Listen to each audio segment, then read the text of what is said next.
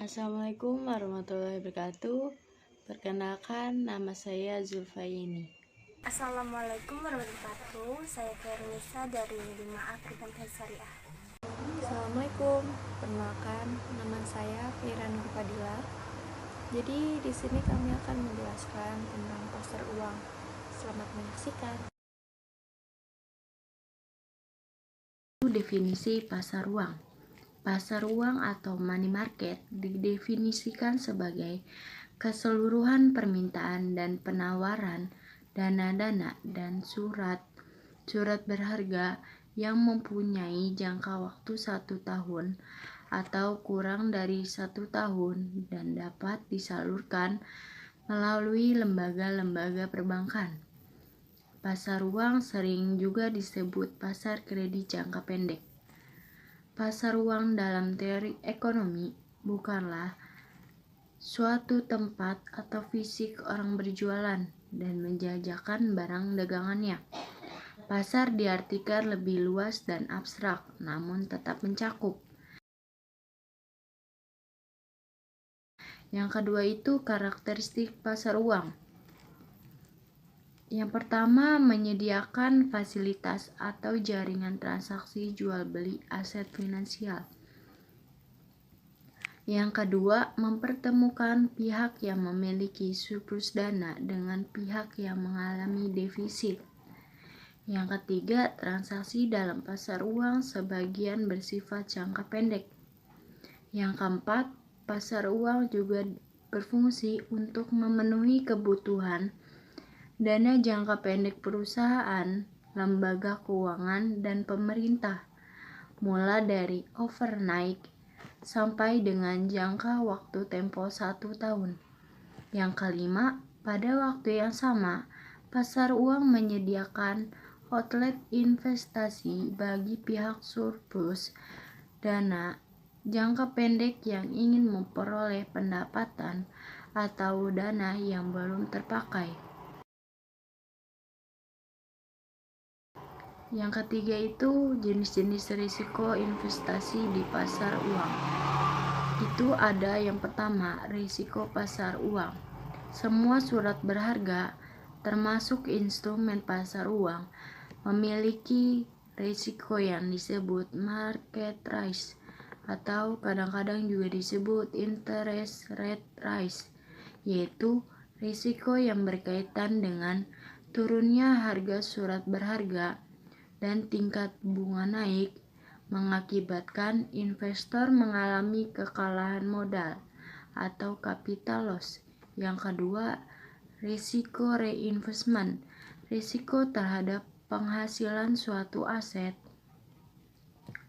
finansial yang harus direinvest dalam aset yang berpendapatan rendah, atau dapat dikatakan bahwa risiko reinvestment adalah risiko yang memaksa investor menempatkan pendapatan yang diperoleh dari bunga kredit atau surat-surat berharga ke investasi yang berpendapatan rendah akibat turunnya tingkat bunga.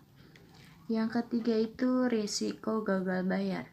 Risiko yang terjadi akibat tidak mempunyai peminjam memenuhi kewajibannya sesuai dengan yang diperjanjikan. Risiko ini juga disebut default risk atau credit risk. Yang keempat itu risiko inflasi. Pemberi pinjaman menghadapi kemungkinan naiknya harga-harga barang dan jasa-jasa yang akan menurunkan daya beli atas pendapatan yang diterimanya. Oleh karena itu, risiko inflasi juga sering disebut dengan risiko daya beli atau purchasing power rise. Untuk menghadapi hal tersebut, kreditur biasanya berusaha mengimbangi proyeksi inflasi dengan meminta atau mengenakan tingkat bunga yang lebih tinggi. Yang kelima itu ada risiko valuta.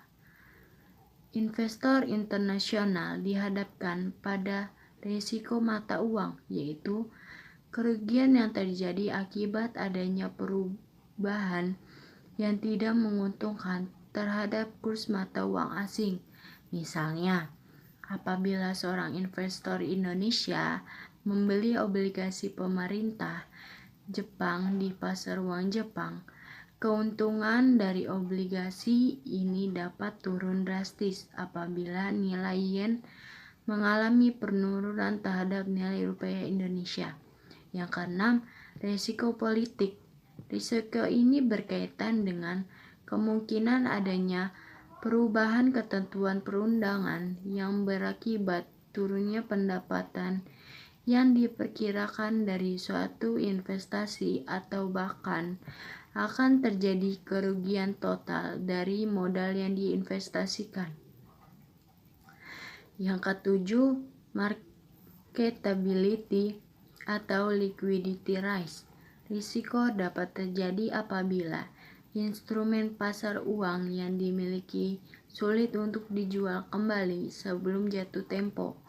Sulitnya menjual kembali surat berharga tersebut merupakan suatu risiko karena instrumen pasar uang tidak dapat dicairkan kembali menjadi uang tunai pada saat membutuhkan likuiditas sebelum jatuh tempo. Instrumen pasar uang. Instrumen pasar uang sering ditransaksikan di beberapa negara dan diperjualbelikan secara internasional. Di antara lain, pertama ada Treasury bills yang merupakan instrumen hutang yang diterbitkan oleh pemerintah atau Bank Sentral Amerika Serikat atas unjuk dengan jumlah yang telah ditentukan yang akan dibayarkan oleh pemegang pada tanggal yang telah ditetapkan. Yang kedua, ada commercial paper yang merupakan proses yang tidak disertai dengan jaminan yang diterbitkan oleh bank atau perusahaan untuk mendapatkan dana jangka pendek yang akan diperjualbelikan kepada investor dalam pasar uang. Yang ketiga ada negosiasi Certificate of Deposit atau juga disebut dengan sertifikat deposito yang merupakan instrumen yang dikeluarkan oleh bank dalam suatu unjuk dan dinyatakan dalam satu jangka waktu dan tingkat bunga tertentu. Keempat ada bankir acceptance yang merupakan wasabah yang ditarik oleh seorang eksportir atau importir untuk bank membeli atau membayar valuta asing yang telah diberi tanda acceptance. Yang kelima ada bill of exchange yang merupakan suatu perintah yang ditunjukkan kepada seseorang dan untuk pihak lain untuk membayar sejumlah uang. Keenam ada repurchase agreement yang merupakan transaksi jual beli surat berharga disertai dengan perjanjian. Yang kedelapan ada surat berharga pasar uang yang merupakan surat berjangka pendek yang diperjualbelikan secara diskonto dengan Bank Indonesia. Yang kesembilan ada call money yang merupakan sama pentingnya dengan mendorong pasar uang. Selanjutnya ada landas hukum pasar uang secara Islam. Salah satunya terdapat dalam surat Al-Baqarah ayat 275 yang berarti Allah telah menghalalkan jual beli dan mengharamkan riba. Selanjutnya ada fungsi pasar uang. Fungsi pasar uang sebagai sarana alternatif bagi perusahaan atau lembaga-lembaga untuk memenuhi kebutuhan dana jangka pendek yang dalam rangka untuk melakukan penempatan dana kelebihan likuiditasnya.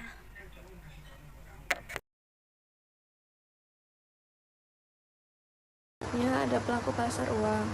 Dalam pasar uang sebenarnya terdapat beberapa pihak yang terlibat, seperti pihak peminjam, pihak pemberi pinjaman, perantara, serta pemerintah. Pihak peminjam maupun investor biasanya terdiri dari individu ataupun perusahaan. Sementara itu, lembaga keuangan merupakan badan usaha yang kekayaannya terutama dalam bentuk aset keuangan atau tagihan dibandingkan aset non-finansial ataupun aset real. Lembaga keuangan memberikan kredit kepada nasabah dan menanamkan dananya dalam surat-surat berharga. Di samping itu, lembaga keuangan juga menawarkan berbagai jenis jasa keuangan lainnya seperti skema tabungan, proteksi asuransi, program pensiun, penyediaan sistem pembayaran, dan mekanisme transfer dana. Lembaga keuangan merupakan bagian dari sistem keuangan dalam ekonomi modern yang melayani masyarakat memakai jasa keuangan. Lembaga keuangan sendiri terdiri dari lembaga keuangan depositor dan non-depositor.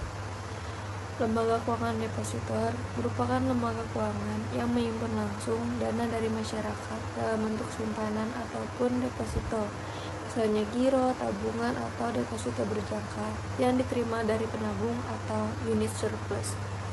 Unit surplus perusahaan dapat berupa perusahaan, pemerintah, dan rumah tangga yang memiliki kelebihan pendapatan setelah dikurangi kebutuhan untuk konsumsi. Berikutnya ada lembaga keuangan non-depositor atau biasanya disebut juga lembaga keuangan non-bank, merupakan lembaga keuangan yang kegiatan usahanya bersifat pendapatan setelah dikurangi kebutuhan untuk konsumsi. Berikutnya ada lembaga keuangan non-depositor atau biasanya disebut juga lembaga keuangan non-bank, merupakan lembaga keuangan yang kegiatan usahanya bersifat kontraktual, yaitu menarik dana dari masyarakat dengan menawarkan kontrak untuk memproteksi penabung terhadap risiko ketidakpastian, misalnya dengan polis asuransi atau program pensiun. Adapun pemerintah dapat berperan sebagai regulator, peminjam maupun pemberi pinjaman. Berikutnya ada pandangan Islam terhadap pasar uang. Islam memandang uang hanyalah sebagai alat tukar, bukan sebagai komoditas atau barang dagangan. Maka motif permintaan terhadap uang adalah untuk memenuhi kebutuhan transaksi, bukan untuk spekulasi atau trading. Islam tidak mengenal spekulasi, karena pada hakikatnya uang adalah milik Allah yang diamanahkan kepada kita untuk dipergunakan sebesar-besarnya bagi kepentingan masyarakat. Dalam pandangan Islam, uang adalah flow konsep, karenanya harus selalu berputar dalam perekonomian. Sebab semakin cepat uang itu berputar dalam perekonomian, akan semakin tinggi tingkat pendapatan masyarakat dan akan semakin baik perekonomian.